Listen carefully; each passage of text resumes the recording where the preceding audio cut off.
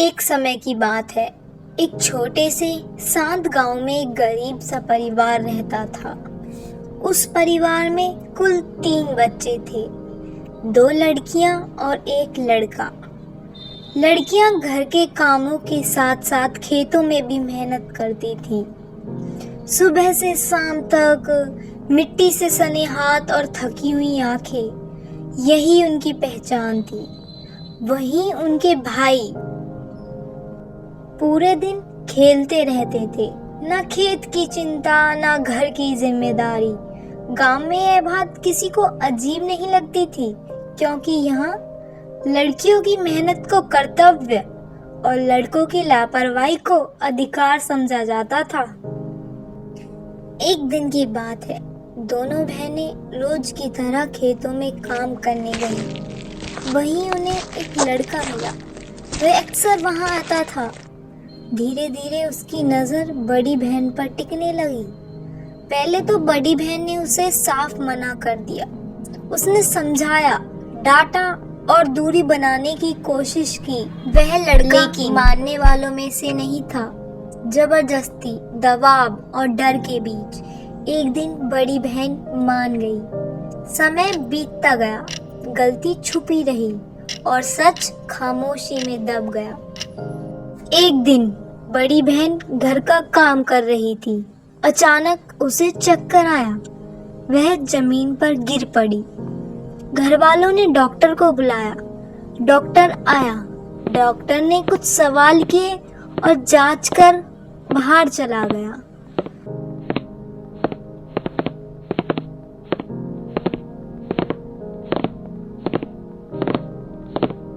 वहां लड़की के पिता से वह कहता है, यह लड़की गर्भवती है। यह सुनते ही जैसे विस्फोट हो गया। पिता सन्न रह गए और कुछ ना बोल सके।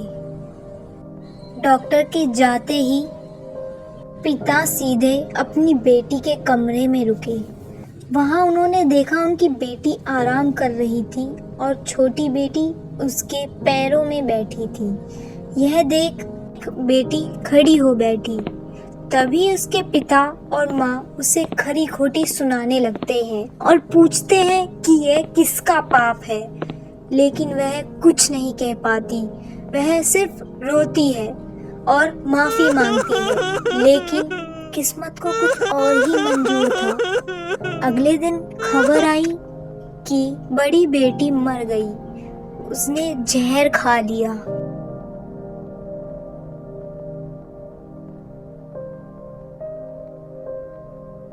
लेकिन सच्चाई कोई नहीं जानता। कुछ लोग कहते उसने जहर नहीं खाया था, उसे उसके माता पिता ने मार डाला। लेकिन कोई कुछ कैसे पता कर पाता। सुबह होते ही उसे जलाने के लिए ले गए ताकि कोई पुलिस को ना बता दे।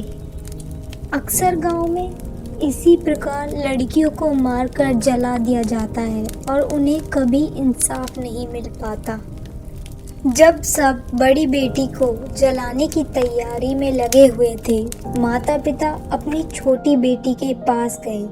उसके हाथ में जहर की बोतल थमा दी और कहा, हमारे लौटने से पहले तुम भी मर जाना, नहीं तो हम तुम्हें खुद मार देंगे।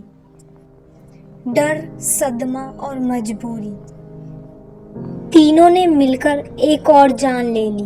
छोटी बहन ने भी जहर पी लिया। एक ही दिन, एक ही गांव में 24 घंटों के भीतर 2 मौतें।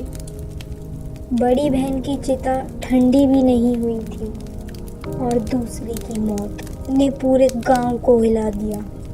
कुछ दिनों तक गांव में डर पसरा रहा।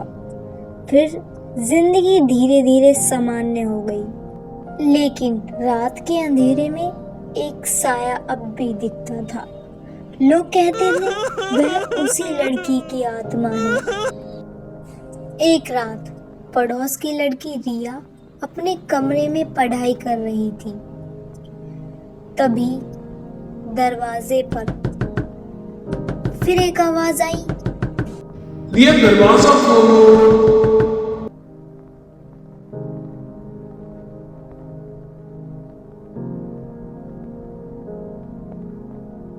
बाहर कोई नहीं था। वह डरकर वापस बिस्तर पर बैठ गई। कुछ देर बाद उसकी माँ आई।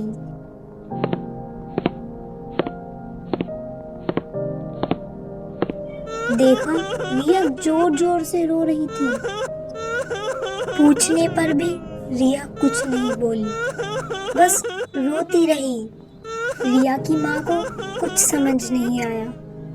डॉक्टर बुलाया गया, दवा दी गई, लेकिन डॉक्टर खुद घबराया हुआ था।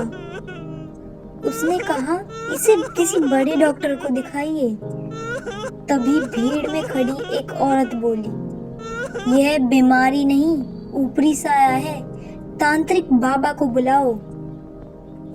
यह सुन रिया की माँ उस औरत को अपने साथ दूसरे कमरे में ले गई और उस औरत से तांत्रिक बाबा का पता पूछने लगी। फिर रिया के माँ बाप तांत्रिक बाबा के पास पहुंचे और बाबा के सामने हाथ जोड़कर रोने लगे और अपनी सारी समस्या बाबा को बताई। बाबा साथ चल पड़ा।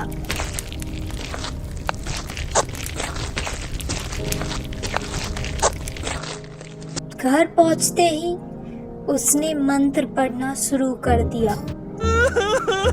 रिया जोर जोर से रोने लगी। फिर अचानक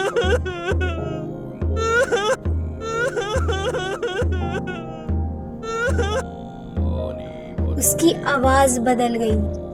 उसका शरीर हवा में उड़ने लगा। हवा का तेज झोंका। बाबा भी हवा में उछल गया। लोग डर से चीख पड़े, लेकिन बाबा का मंत्र नहीं रुका। उन्होंने पूछा, कौन हो तुम? रिया बोली, मैं रिया हूँ। बाबा गुस्से से बोला, झूठ मत बोल, अब सच बता, कौन है तू? रिया जोर से हंसने लगी।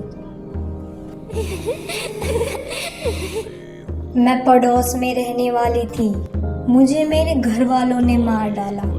अब मैं अपना बदला लेने आई हूँ और जो भी मेरे बदले के बीच आएगा मैं उसे मार डालूंगी। ये कहते ही रिया जमीन पर गिर जाती है और बेहोश हो जाती है। बाबा ने और मंत्र पढ़े। अगली सुबह रिया ठीक थी और उसके बाद वह साया फिर कभी नहीं दिखा। कहते हैं तांत्रिक बाबा ने उसे अपने साथ ले गए, या शायद आत्मा को मुक्ति मिल गई। कौन जाने, सच कोई नहीं जानता।